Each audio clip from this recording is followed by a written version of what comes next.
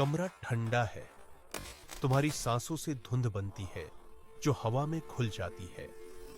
तुम उसके बगल में बैठे हो, लेकिन तुम्हारे बीच की दूरी मीलों लंबी लगती है। उसकी मौजूदगी एक भारी कंबल की तरह है, एक बार आरामदायक, अब दम घोटने वाली। तुम कुछ महसूस करने की कोशिश करते हो, कुछ भी, पर वहां सिर्फ एक खालीपन है, एक गूंजता हुआ सन्नाटा।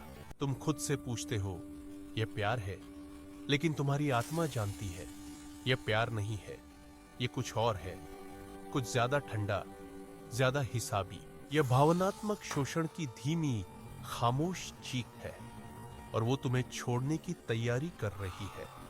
तुम इसे महसूस कर सकते हो, हवा में बिजली की तरह। ये संकेत सूक्ष्म है, फुसफुसाहट की तरह, जिन्हें तुम नजरअंदाज कर देते हो। लेकिन जब तुम उन्हें एक साथ देखते हो तो तस्वीर साफ हो जाती है, एक भयानक तस्वीर।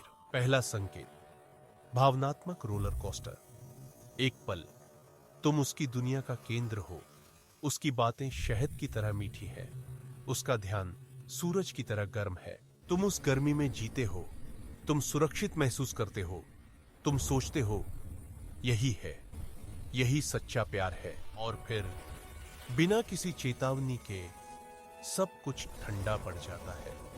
सूरज छिप जाता है, उसके संदेशों का जवाब घंटों बाद आता है। उसकी आवाज में वो गर्मजोशी नहीं रहती, वह तुम्हारे साथ है, पर उसका मन कहीं और है। और तुम घबरा जाते हो, तुम सोचते हो मैंने क्या गलत किया।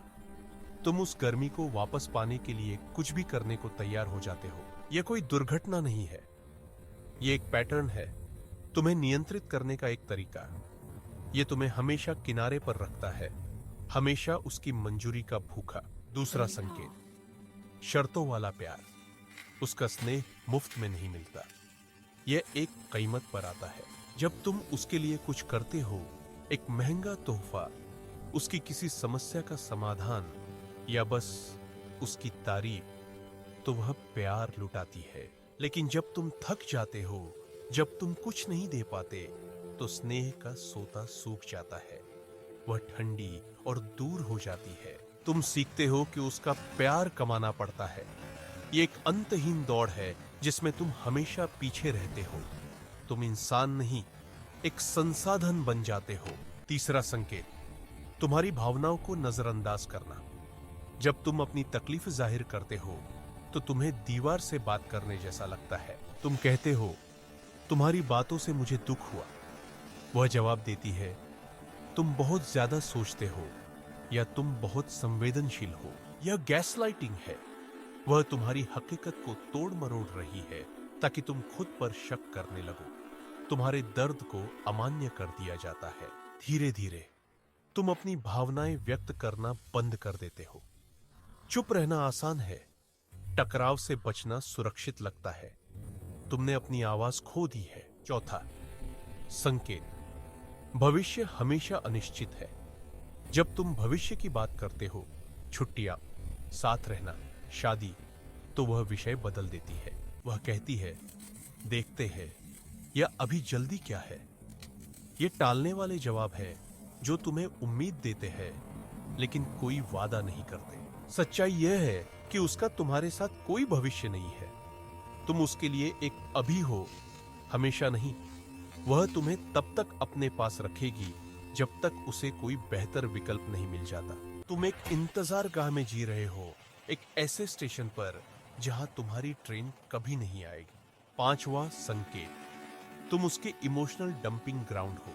जब वह परेशान होती है, जब दुनिया उसके खिलाफ होती है, तो वह तुम्हारे पास आती है। तुम सुनते हो, तुम सलाह देते हो, तुम उसकी चट्टान बनते हो, तुम उसके आंसू पोंछते हो और उसे फिर से जोड़ते हो। लेकिन जब तुम्हें किसी की जरूरत होती है, जब तुम्हारी दुनिया बिखर रही होती है, वह अचानक व्यस्त हो जाती है। वह कहती है मैं अभी बात नहीं कर सकती, या तुम ज्यादा सोच रहे हो।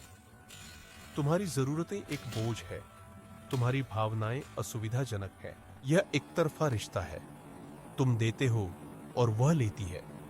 जब तुम्हारे पास देने के लिए कुछ नहीं बचता, तो तुम्हारी उपयोगिता समाप्त हो जाती है। छठा संकेत, अचानक दूरी और नए राज, यह सबसे स्पष्ट संकेतों में से एक है कि अंत निकट है। वह दोस्तों के साथ ज्यादा बाहर जाने लगती है, उसके फोन पर नए पासवर्ड लग जाते हैं, वह तुमसे बातें छिपाती है, तुम एक दीवार महसूस करते हो जो तुम्हारे बीच रातों रात खड़ी हो गई है। वह शारीरिक रूप से तुम्हारे साथ हो सकती है, लेकिन उसका मन पहले ही जा चुका है। वह एक नया जीवन बना रही है, एक ऐसा जीवन जिसमें तुम्हारे लिए कोई जगह नहीं है। वह अपनी भावनात्मक सुरक्षा जाल तैयार कर रही है ताकि जब वह तुम्हें छोड़े तो वह अकेली न गिरे। सातवां और अंतिम संकेत, दोस्ती की दलील। जब टकराव का पल आता है, जब तुम उसे उसकी दूरी के बारे में पूछते हो, तो वह सबसे घातक हथियार का इस्तेमाल करती है। वह कहती है, शायद हमें सिर्फ दोस्त रहना चाहिए। यह कोई शांति प्रस्ताव नहीं है, यह एक पूर्व नियोजित निकास रणनीति है। वह तुम्हें दोस्त के रूप में रखकर अपराध बोध को कम करना चाहती है। वह तुम्हें अपनी भावनात्मक बैकअप योजना के रूप में रखना चाहती है, बिना किसी जिम्मेदारी के। ये तुम्हें एक ऐसी उम्मीद में फंसाए रखता है कि शायद तुम चीजें ठीक कर सकते हो, लेकिन तुम नहीं कर सकते। खेल खत्म हो चुका है, वह बस स्कोर बराबर कर रही है। तो अब तुम क्या करते हो? इन संकेतों को पहचानना पहला कदम है। यह दर्दनाक है, यह तुम्हारी दुनिया को हिला देता है। यह स्वीकार करना कि जिसे तुम प्यार समझते थे वह एक भ्रम था, हिम्मत का काम है। यह मानने जैसा है कि तुमने झर को पानी समझकर पी लिया, लेकिन सच्चाई तुम्हें आजाद करेगी। यह एक दर्दनाक आजादी होगी, लेकिन आजादी जरूर होगी। तुम्हें जाना होगा, तुम्हें उस इंसान को छोड़ना होगा जो तुम उसके साथ थे, हमेशा चिंतित, हमेशा नाकाफी। तुम्हें खुद को फिर से खोजना होगा। यह याद रखो, जो प्यार तुम्हें छोटा महसूस कराए वह प्यार नहीं है। जो प्यार तुम्हें तुम्हारी कीमत पर मिले वह प्यार नहीं है। और जो प्यार तुम्हें छोड़ने की तैयारी कर रहा है वह पहले ही जा चुका है।